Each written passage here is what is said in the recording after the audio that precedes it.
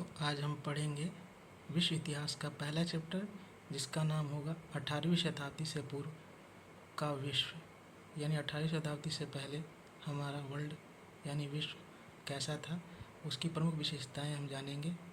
उसी विशेषताओं में ही हम सारी चीज़ें ऐड कर देंगे, जिससे आपको ये चैप्टर समझने में कोई दिक्कत नहीं होगी। तो हमारी पहली विशेषता है इंग्लैंड में सामंतवाद का अंत। यूरोप के शेष भागों में इसका अंत बहुत बाद में, यानी इंग्लैंड में सबसे पहले सामंतवाद का अंत हुआ, उसके बाद यूरोप के शेष भागों में भी इसका अंत हुआ। तो इससे पहले हम जान लेते हैं सामंतवाद क्या होता है। सामंतवाद ऐसी व्यवस्था होती है जिसमें व्यक्ति के पास जितनी ही ज़्यादा ज़मीन होती है वो उतना ही ज़्यादा अमीर माना जाता है।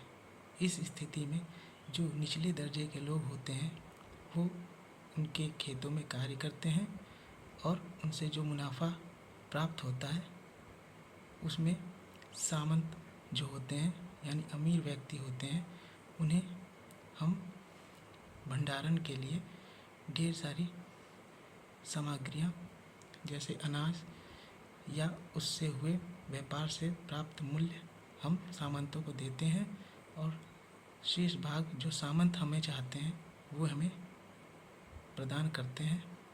इस प्रकार की व्यवस्था जो होती है सामंतवादी व्यवस्था के रूप में जानी जाती है। तो सामंत बहुत ज़्यादा शक्तिशाली उस समय माने जाते थे, क्योंकि भूमि यानी संपत्ति उन्हीं के पास सर्वाधिक होती है थी, जिसके कारण वे निचले दर्जे के लोगों जैसे आम जनता यानी गरीब किसानों पर ज़्यादा जुल्म करती थी। उन जुल्म से बचने के लिए ग्रामीण लोगों में एकता देखी गई और फिर सामंतों के विरुद्ध कई क्रांतियां हुई और अंत में सामंतवाद समाप्त हुआ। जब सामंतवाद समाप्त हुआ तो यहाँ पर हमारी दूसरी विशेषता में देखेंगे शहरों व कस्बों की संख्या में वृद्धि हुई। यानी ग्रामीण जो क्षेत्र थे विकसित हुए वो शहरों में बदल गए और शहर कस्बों में बदलते हुए उनकी संख्या में वृद्धि हुई। फिर क्या हुआ, जब हमारी जनता काफ़ी ज़्यादा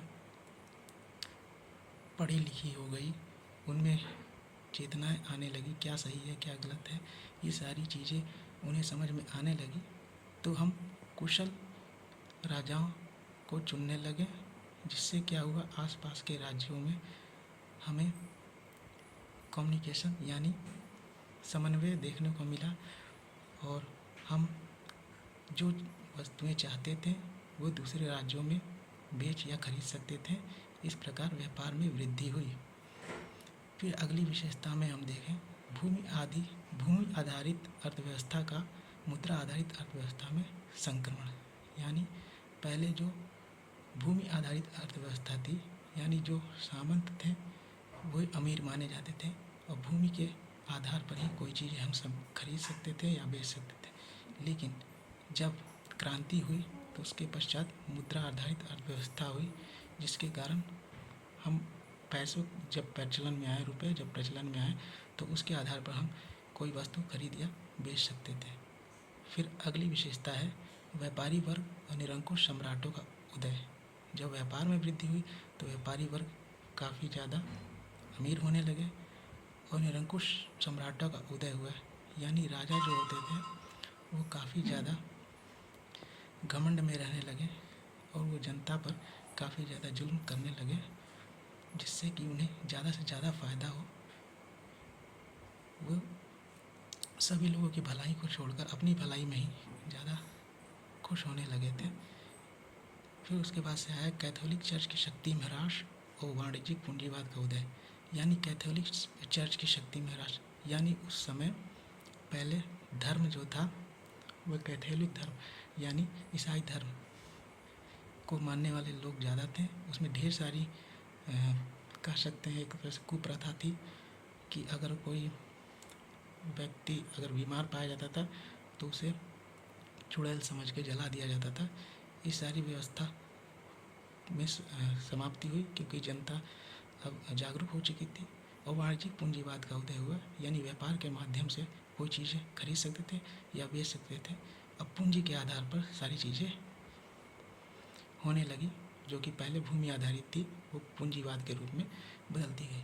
तो इस चैप्टर से केवल इतनी ही चीज़ें आपको समझनी थी। इसी को आप समझ लेंगे तो यूपीएससी मेंस ये चैप्टर से इतना ही आएगा। आशा करता हूँ आपको चीज़ें समझ में आई होंगी। अगर आपको चीज़ें नहीं समझ में आई हैं तो आप कमेंट में लिख सकते हैं, मैं अलग वीडियो बना दूँगा। तो आज के लिए इतना ही। Thank you class.